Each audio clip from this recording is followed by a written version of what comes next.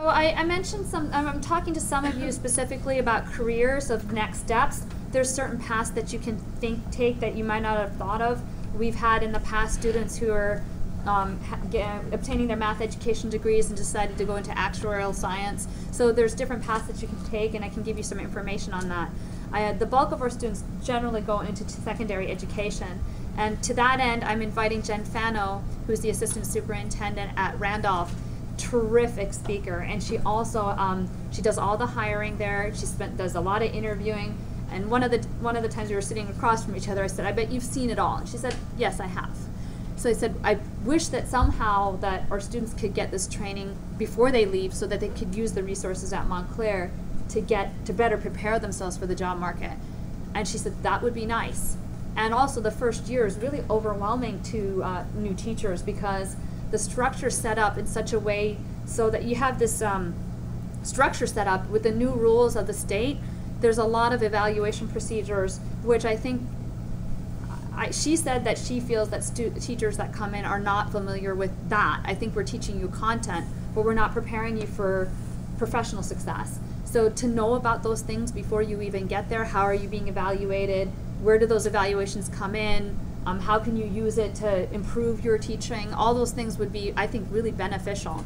So Janae Hinson and I are working to bring her here towards the end of October. We want to make sure that you guys get first dibs, so we're going to set up times. It's going to be in the evening, so she has to come up from her day job and do this. So post 6 o'clock. But we want to take a day that you guys don't have a class so that you can definitely be there to see her. Then they're going to open the floodgates to the School of Education. So those instructors will tell their students, so they will come and fill the seats. That's why I wanted you guys to know about this and give me your times of which evenings are the best. So you let me know. If you're not going into education, still great to hear this, because at some level you finish with content. Someone would expect you to know the content. All those other things about being able to speak, being able to write, being able to communicate, being able to meet the demands of the workforce that are not content driven are considered really important. They're considered so important that employers are actually sending back their students to get professional science masters to get those skills. So it's like the school didn't teach you those things the first round. They're going to send you back for the second round just to get those extra skills. So I think it's really important to hear this before you get out, so you don't have to come back for a PSM. You can just do it first time around. And then I can get little notes from you on Facebook telling me how great you're doing and how you're going to fund my career after that. Not going to happen, right? Okay, we were talking about congruences, back to content. We're talking about congruences, and can we switch off the lights back there? Don't fall asleep on me. We're talking about congruences, and we noticed on the list of properties that kind of related it back to equality, division was missing.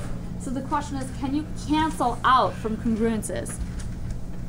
The answer is not always, and there's a specific theorem. So if you have a equality in the way we know the world, we would be able to cancel out the C on both sides.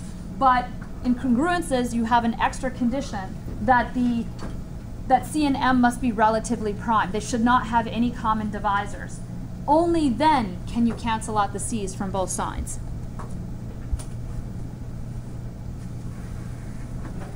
So some of you already are thinking about things experimentally. I think some of you have asked me for help from other classes. You see that I'm definitely an experimentalist. I need to see those numbers and see why something's working.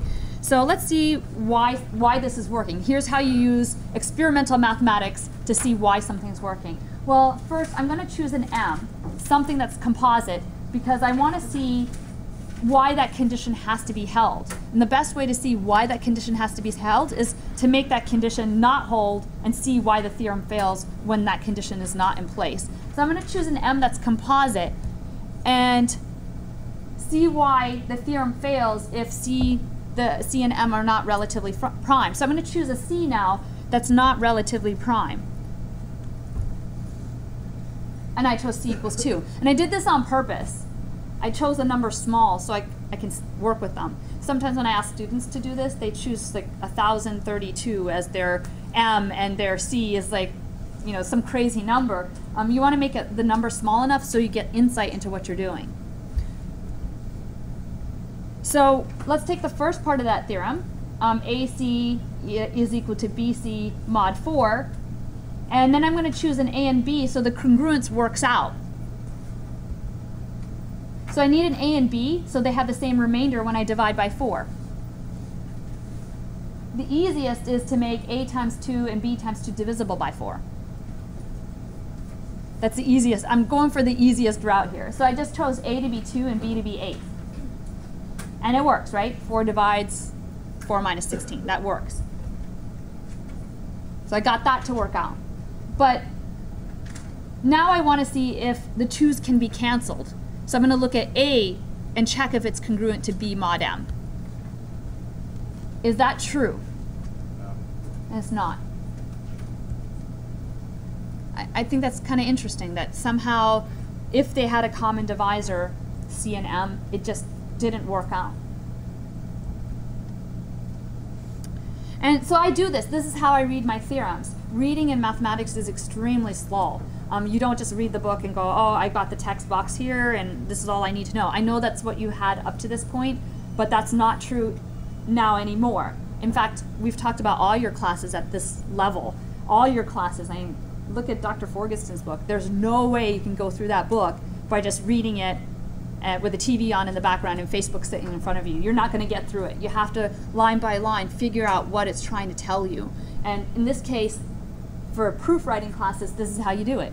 You run it through some numbers where you can see what's going on and see, okay, now I believe it. I've actually run through some example and I saw that it doesn't work. So I need that condition to hold.